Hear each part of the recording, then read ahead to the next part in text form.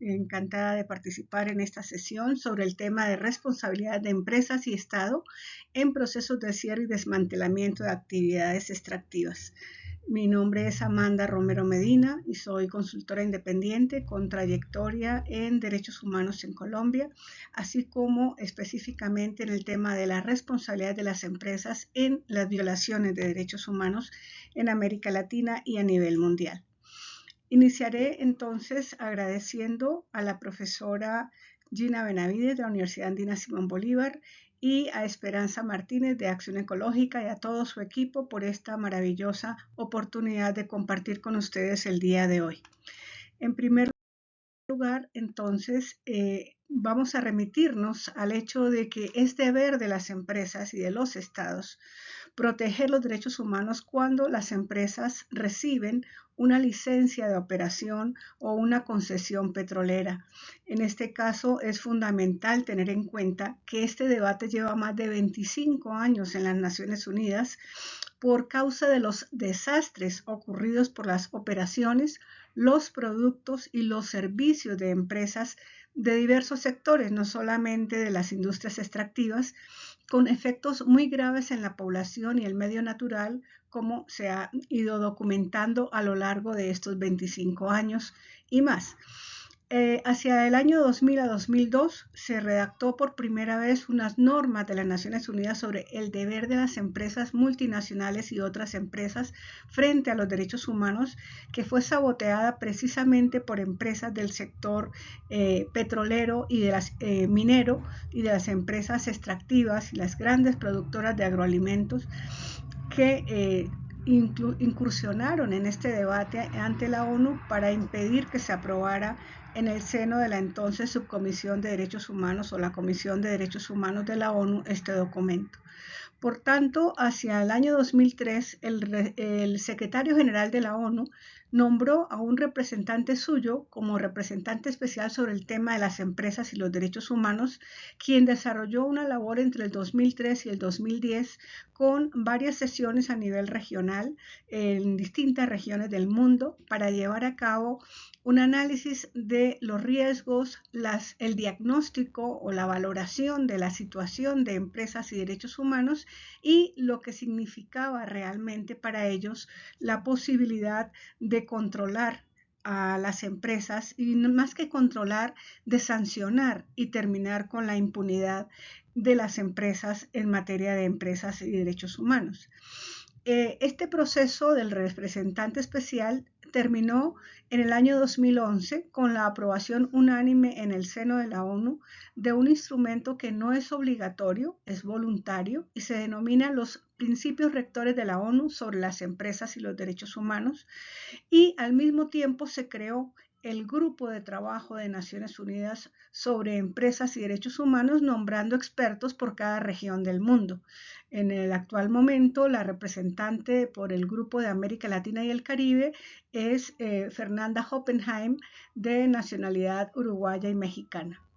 Al mismo tiempo, se instituyó desde el año 2012 un foro internacional de la ONU sobre el tema, en donde confluyen los tres estamentos, la sociedad civil, las empresas y los estados, para discutir cómo aplicar estos principios rectores. Sin embargo, apenas a 4 años de estar en funcionamiento los principios rectores, las empresas se negaban a aceptar o a incorporar en sus procedimientos estos principios rectores, y la sociedad civil continuaba denunciando las gravísimas situaciones de contaminación, destrucción ambiental, de la biodiversidad, la persecución, las amenazas, los asesinatos a personas defensoras de derechos humanos y del ambiente en relación directa con las empresas. Por esa razón, se crea, por iniciativa del gobierno de Ecuador, en el año 2014, un grupo de trabajo de gobiernos o intergubernamental sobre el tema de empresas y derechos humanos, cuyo borrador del texto acaba de ser discutido en octubre de este año, señalando elementos muy importantes que nos pueden servir para la discusión que nos trae hoy a colación. En este sentido, encontramos entonces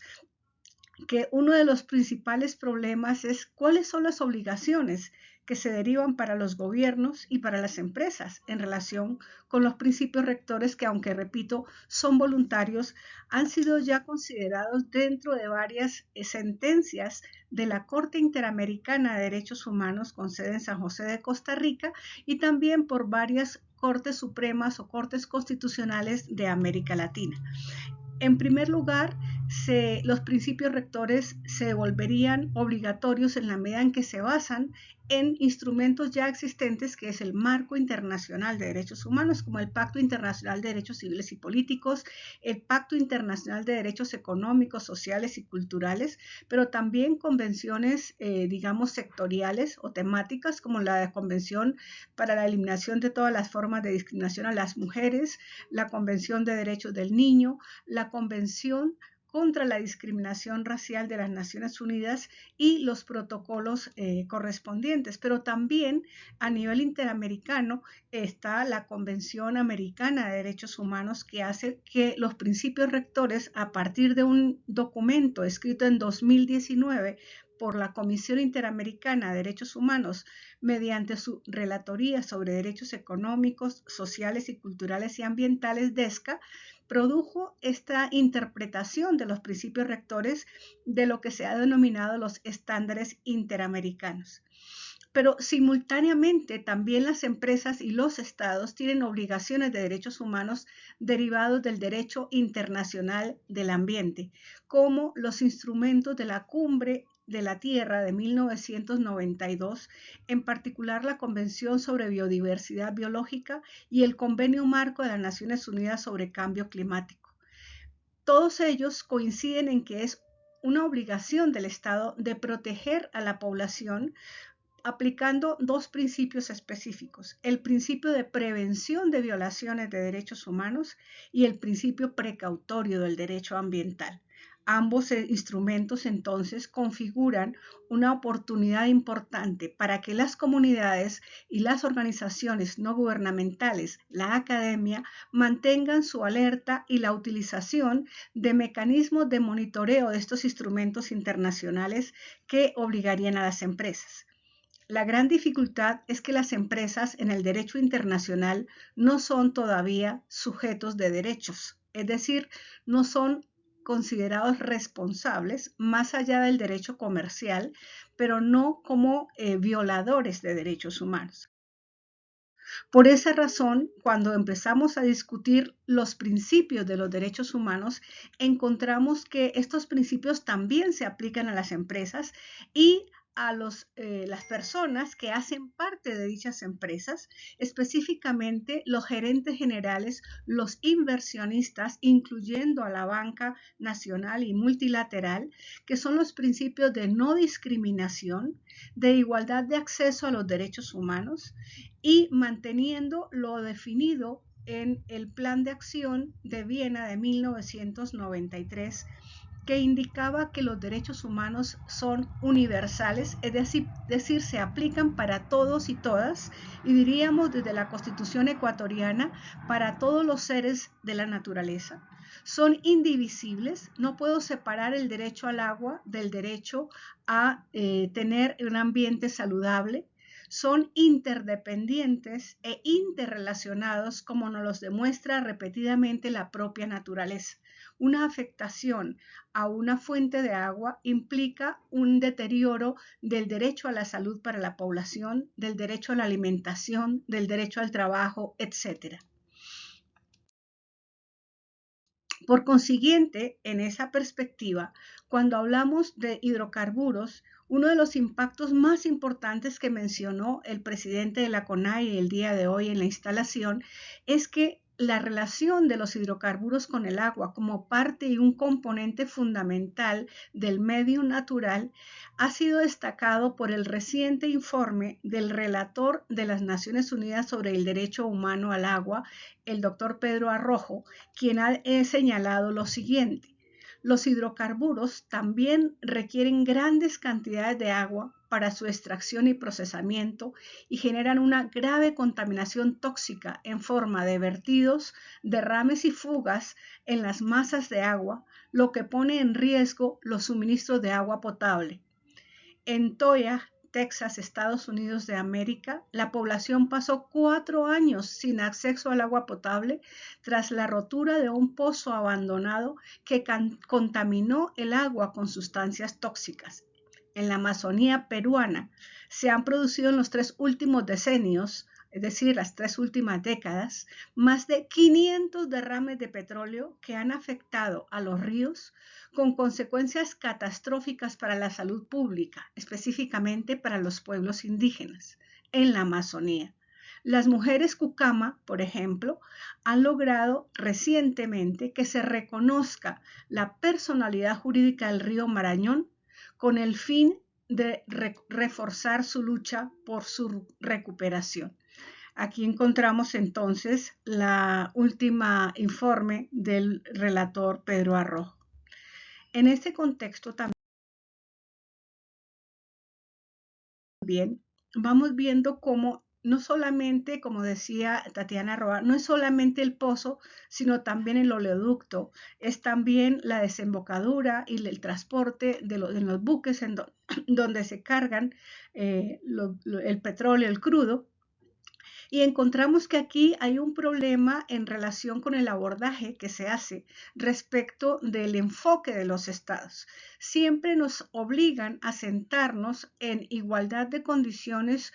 en lo que se llaman instancias multiactor, es decir, ponen en el mismo saco a las comunidades de pueblos indígenas y originarios y primeras nacionalidades junto con los estados e inclusive con la banca multilateral, en donde encontramos que el Banco Mundial, a través de su brazo privado de financiación a las empresas, es decir, el brazo privado que es la Corporación Financiera Internacional,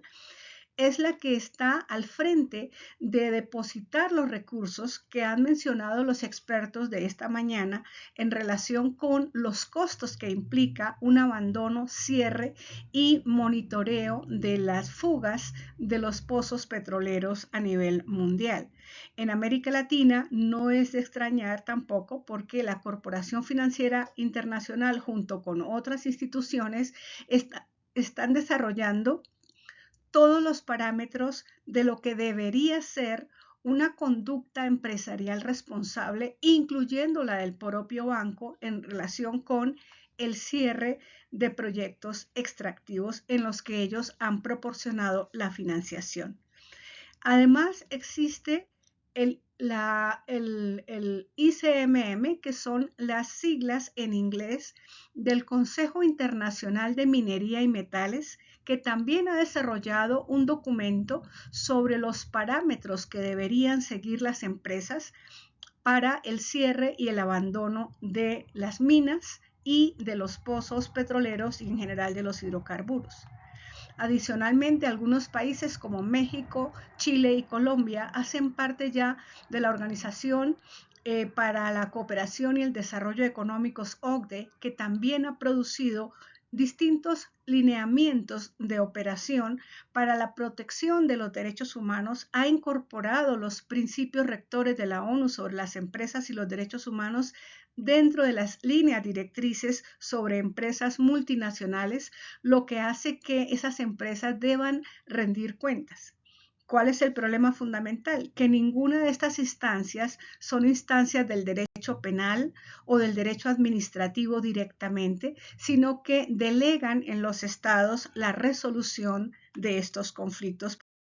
producidos por las violaciones de derechos humanos por las empresas. Por ejemplo, la pirámide para la gobernanza del cierre, es decir, como los comités que se deberían crear en las empresas para el cierre minero o el cierre de hidrocarburos, empiezan siempre en la base con los aspectos técnicos como la estabilidad física del terreno, la estabilidad química, pero luego vienen los aspectos socioeconómicos, es decir, todos los trabajadores y trabajadoras de las industrias petroleras, de gas, de carbón, que quedarían por fuera del negocio al cerrarse la producción o al terminarse el producto, porque como bien lo señaló esta mañana Adam, el petróleo, el gas, el carbón, los hidrocarburos son sustancias de la naturaleza que se acaban, son finitas. Entonces luego viene el siguiente paso en esa pirámide de la gobernanza, es para mirar quién decide el uso de los beneficios o de cómo se resuelven las reclamaciones de la población por los daños ocasionados. Consideramos que hablar de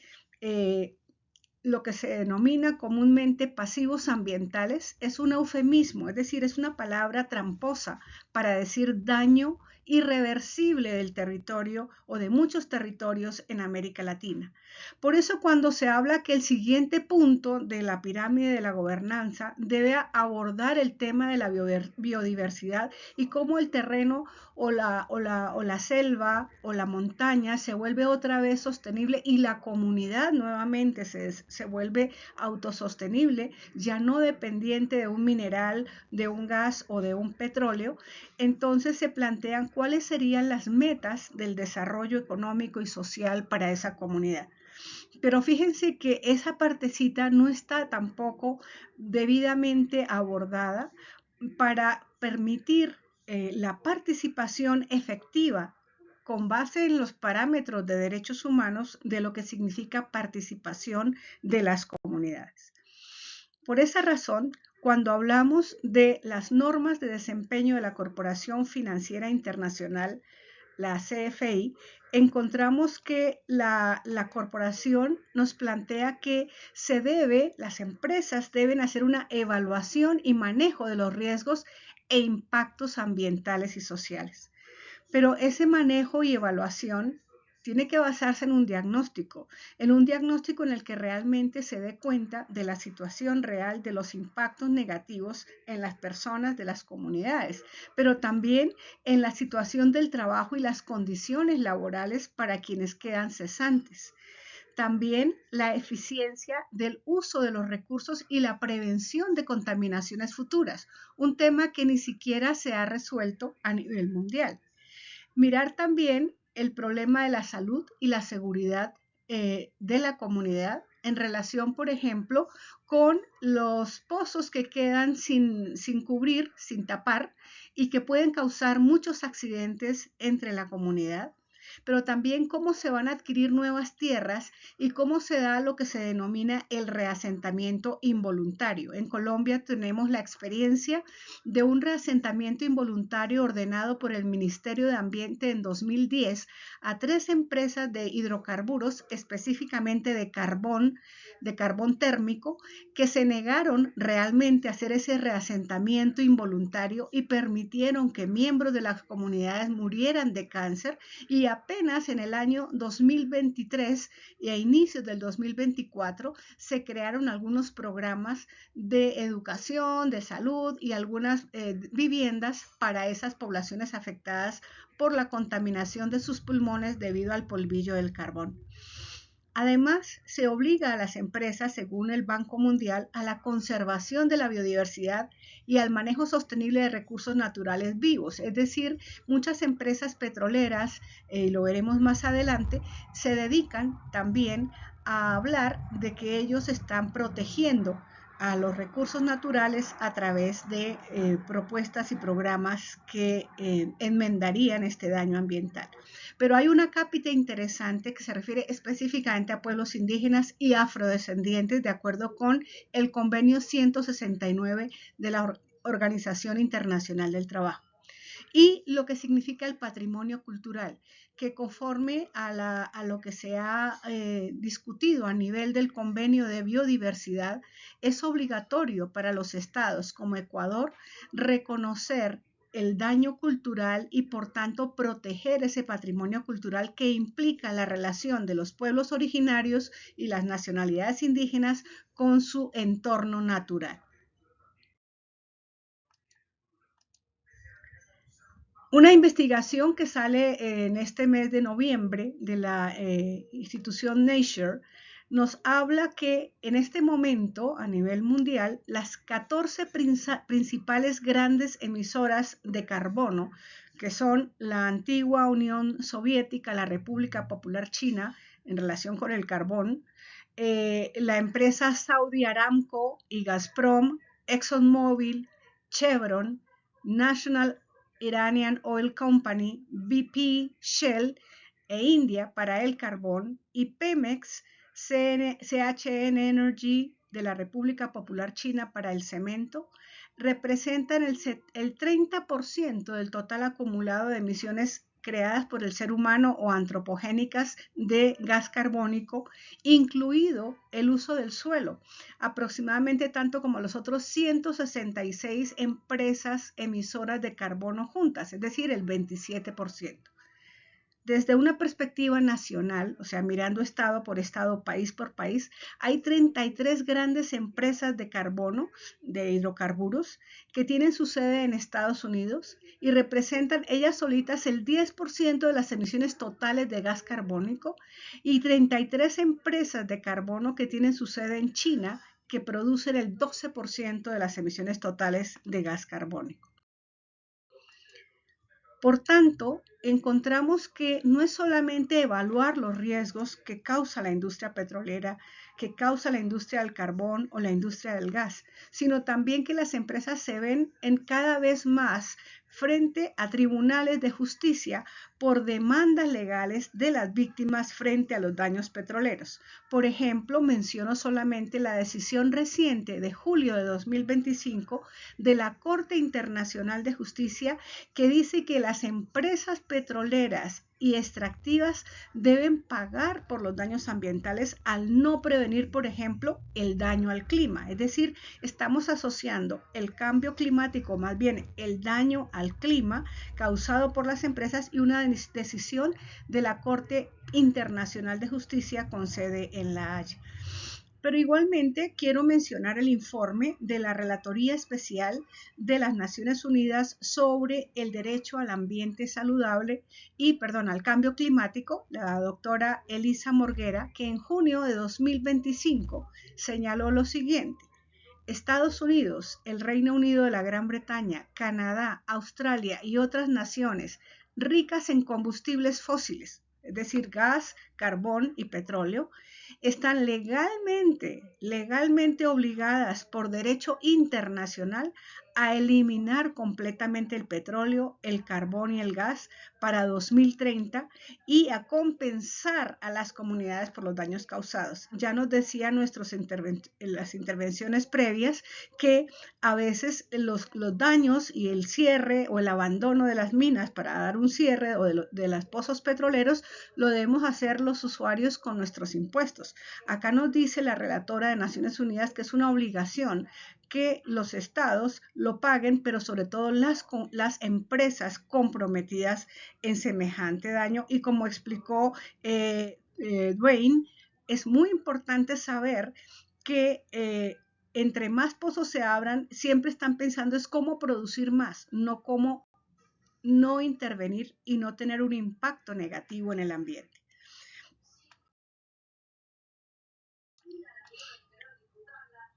Por eso, cuando encontramos decisiones interesantes en este momento, como las medidas cautelares o de protección que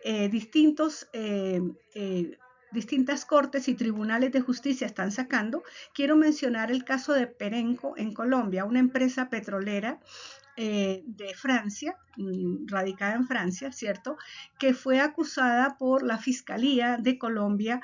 y en concreto a dos exfuncionarios de Perenco, porque repito, las empresas como tal no son responsables penalmente, sino los gerentes generales o los propietarios de las empresas. Dos exfuncionarios de Perenco fueron acusados de financiación de paramilitarismo en Colombia, pero lo interesante es que la medida cautelar de una investigación que empezó en 2016 y culmina este año hace que Perenco en Bogotá, no en el pozo petrolero, sino en Bogotá, tenga la sede allanada por una orden judicial del Tribunal de Justicia y Paz de Colombia. Pero también el caso de Comarsa en el Parque Industrial de Neuquén Oeste en Argentina, ¿cierto?, en donde la Asociación Argentina de Abogados Ambientalistas acaba de presentar una demanda para probar el delito de usurpación de tierras públicas además, y el delito de contaminación peligrosa por causa de la extracción de gas y petróleo en ese país y en esa región que es de propiedad territorial del pueblo mapuche. Cuando hablamos entonces de los materiales de desecho también que dejan los pozos petroleros, las minas de carbón o las extracciones de gas, encontramos que hay riesgos para el ambiente y para los seres que habitan ese ambiente. Contaminación por metales pesados, contaminación de las aguas, riesgo aumentado en zonas tropicales. Entonces es muy diferente los parámetros que quizás Dwayne y Adam están más familiarizados y las instituciones en los Estados Unidos, Kathy, que trabajan más con los parámetros del estado de Texas, pero aquí estamos hablando de bosque tropical húmedo con una alta pluviosidad, entonces hay un riesgo aumentado en estas zonas tropicales por el incremento de las lluvias torrenciales, con inundaciones que llevan el petróleo de los pozos abandonados a las casas y a las comunidades indígenas, la anegación de sus terrenos de cultivo y la pérdida de la biodiversidad. Por ejemplo, en esta tabla de la Comisión de Trenes de Texas, la Railroad Commission of Texas, habla solamente de todos los materiales tóxicos que habría como arsénico, bario, cadmio, cromo, plomo, mercurio, selenio y plata, que serían metales totalmente lesivos para la vida humana y para la vida natural, para los animales y las plantas. Por esa razón, cuando estamos señalando los daños, encontramos que hay en este momento una propuesta muy importante de un tratado de no proliferación de combustibles fósiles que surge precisamente de la recién conferencia celebrada en Belén de Pará, que llama a los países productores de petróleo, gas y carbón a que se revisen las sanciones a Rusia, al aumento de la extracción en América del Sur, México y Sudáfrica, pero además que tengan en cuenta las sentencias judiciales por los precedentes negativos para Ecuador, Nigeria y Bolivia, donde nuestros países han tenido que pagarle a las empresas en virtud de los tratados de inversión.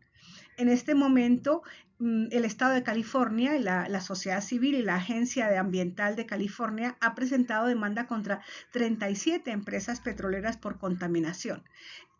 Este tratado de no proliferación se combinaría con este tratado internacional vinculante u obligatorio sobre empresas y derechos humanos que lidera el gobierno ecuatoriano, en donde se habla específicamente de que las empresas sí son responsables de violaciones o abusos, y que los abusos se pongan entre comillas porque en castellano la palabra abuso es como una pena o una actividad menor, es, digamos, improcedente, no tan grave. Pero además se reconoce específicamente que la actividad empresarial causa víctimas, produce víctimas a comunidades y personas afectadas. Pero además que la responsabilidad no es solo de la empresa petrolera multinacional o nacional como Petroecuador o como Ecopetrol, sino también a lo que se denomina la cadena de suministro, es decir, todas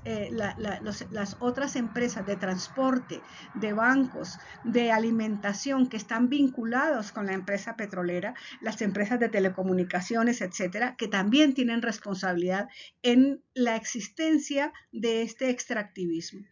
Por lo tanto, se plantean recientemente una serie de pasos muy interesantes que nos llenan de optimismo para ver si funcionan también, de reformas nacionales para hacer judicial, digamos, la responsabilidad estatal de vigilancia de las empresas, porque lo que vemos principalmente en América Latina son estados que se hacen los sordos y los ciegos frente a las denuncias de las comunidades. Recordando además que América Latina es la región con el mayor número de personas afectadas por la denuncia de las afectaciones de las empresas petroleras, mineras y de carbón y de gas. Cuando se habla entonces de los costos financieros del cierre petrolero, lo que se recomienda desde las instituciones estatales y de la banca multilateral es que las empresas deben demostrar seguridad financiera a partir de la emisión de bonos o cartas de compromiso o créditos que hagan con esa banca multilateral, ¿cierto? Y que se haga una evaluación de costos como lo plantea la Railroad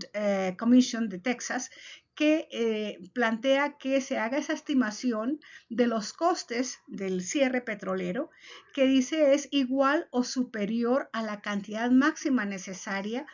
para cerrar las instalaciones o la infraestructura comercial en cualquier momento durante la vigencia del plazo del permiso o la concesión, de acuerdo con todas las leyes estatales aplicables. Sin embargo, la experiencia de la pandemia explicaba en el caso de los Estados Unidos que tuvieron que disminuir porque la gente no podía salir, estábamos confinados, tuvieron que disminuir la producción petrolera y dijeron que el costo del cierre de válvulas o el cierre temporal fueron mucho más altos porque volver a resucitar el pozo para que produjera lo mismo que antes era prácticamente más costoso y más difícil. ¿Qué información entonces tenemos sobre el cierre y que tengamos nosotros disponibles en los sitios web de las empresas? Casi nada. ¿Pueden las comunidades solicitar el cumplimiento de obligaciones de la legislación en el país de origen de las empresas? Son dos preguntas centrales que nos van a ir demostrando, ¿cierto? Como por ejemplo una posibilidad que se abrió como la declaración de la actual ministra encargada de Ambiente de Colombia el 13 de noviembre, que señaló en la página web del Ministerio de Ambiente de Colombia que sería el primer país en declarar la Amazonía como zona libre de gran minería e hidrocarburos y señalando que sería una medida sin precedentes, que daría un paso histórico para proteger todo el bioma amazónico, pero la pregunta es si realmente esta declaratoria se va a poder hacer realidad con relación a la existencia de minería llamada ilegal de oro en la Amazonía, pero además con muchas concesiones petroleras en toda la región, incluyendo países como Surinam o como Guyana, en donde el ingreso per cápita es el más alto del mundo en este momento en relación con la extracción petrolera. Entonces nos quedan muchas preguntas sobre los desafíos y las transiciones. Hoy en día las petroleras están invirtiendo en los llamados créditos o bonos de carbono. En una investigación reciente que terminé para las Naciones Unidas, encontrábamos cómo las empresas ubicadas en ciudades que se han dedicado a contratar con las comunidades indígenas los llamados créditos de carbono, hicieron ya en el caso de Colombia una asociación empresarial, es decir, un gremio económico para defender sus intereses de los créditos de carbono, presentándolos como una alternativa para el desarrollo. Sin embargo, una sentencia de la Corte Constitucional de Colombia de 2024 obligó a que las empresas privadas y los contratos con comunidades indígenas se hagan guardando todos los principios de las salvaguardas de Cancún, que son muy fundamentales para los pueblos indígenas, y que haya un control estatal a los contratos, en donde las empresas petroleras aparecen como inversionistas y como comprando estos bonos para compensar lo que se llama, entre comillas, su huella de carbono. Encontramos en Colombia, por ejemplo, expendedoras de gasolina, empresas de exploración y de explotación, y la pregunta es, ¿eso significa realmente que estos pueblos indígenas que entran en contratos con estas empresas de bonos o créditos de carbono están realmente cuidando la Amazonía, cuidando el bosque, porque están recibiendo ingentes cantidades, como una comunidad en Colombia que recibió $4 millones en un año para una comunidad que no pasa de las 120 personas? Nos preguntamos entonces, ¿qué significado tiene esto?